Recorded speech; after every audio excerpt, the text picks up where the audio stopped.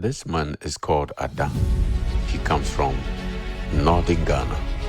His name appears in these verses in the King James Version. The King James Version is a popular Bible, so it shouldn't be difficult for you to cross-check. Please do so right now. This man is called Enam. He comes from eastern Ghana, and his name appears in Joshua chapter 15 verse 34 in the King James Version. This man is called Anim. A brother in Accra used his name to convince a dumb preacher in a very beautiful experience, which is captured in the second edition of Follow the Name to Wisdom, Truth and Secrets. Honorable Anim has his name appearing in the Bible in Joshua chapter 15 verse 50. This man is called Ammon. He comes from the administrative region of Ghana.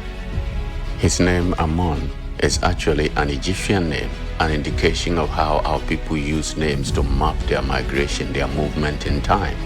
So if our people stay in Egypt, they will pick up Egyptian names like Tutu, Kutu, Akufo, Akhenaten. So it is not easy for anybody to forget that. Even if they use oral explanation alone, no man can dispute the oral evidence. Ammon comes from the administrative region of Ghana, Accra, and his name appears in all these verses in the King James Version alone.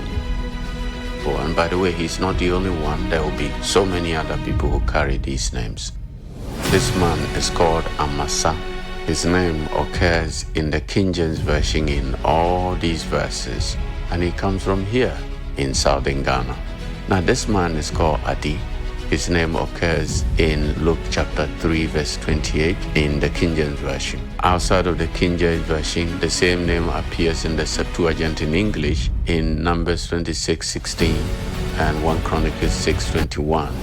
But the same name is also spelled with single D in different languages of the Bible. Now this man, his name is very interesting. He comes from southeastern Ghana. His name is Achia. If the name is given to a female, you simply have to add one A at the end to lengthen the R sound at the end. And that's how you give that name to a woman. The same name, when it is used for a place, they add SE at the end to say Achia Se. In other words, in the shade of Achia. It's a beautiful name, and it appears in all these verses. Only in the Septuagint, the English version of the Septuagint. Now, in the King James Version, that name was changed to Ahijah. Now, this man needs no introduction. His name is Anan. He is Africa's most illustrious Secretary General of the United Nations.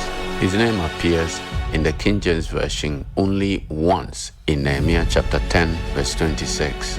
That is because the King James Version decided to remove this name by turning it into the Arabic version of the same name. The Arabic version of that name is Hanan. They have H in front of it. Everywhere the name occurs, they decided to put this H in front of it. And that is how they made it impossible for you to see it.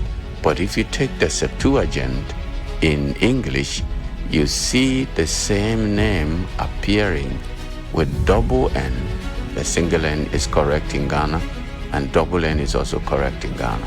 And you can see the name in double N appearing in all these verses. Now, if you knew that the names of your family members occur this many times in your Bible, definitely you wouldn't need me to announce it to you that you are Israelite.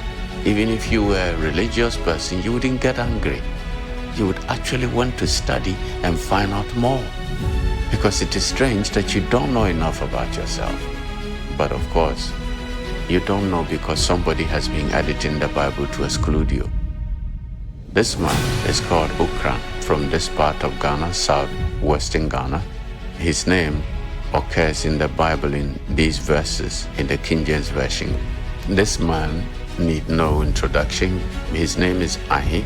That name occurs only twice in the King James Version. It occurs in 1 Chronicles 5:15 and 1 Chronicles 7:34. But when you check the Latin Vulgate, it appears in all these verses. The only reason why these West Africans have the same names as the people of the Bible is because their ancestors recorded the Bible. Our ancestors continually gave the names of their ancestors to their children. So when I meet you and I read the Bible to you, and inside the Bible your name is mentioned, you're going to become curious. And if I give you a copy of the Bible and you begin to read it and you discover the rest of your people inside the Bible, you will have no doubt whatsoever about who you are. And today, I have given you the names of these popular faces. You can take the same names and begin to dig them. If you're in West Africa, you should start doing this immediately and stop arguing, because if you continue to argue with me, you will become a liar in the end, because we have done the work, okay? So begin to pay attention to the truth. Begin to do your own work. Begin to dig, and you will find the truth. When you knock, it shall open. When you ask, it shall be given unto you. May Yahuwah hasten your awakening. I am the righteous conqueror. I wage love, I hate war.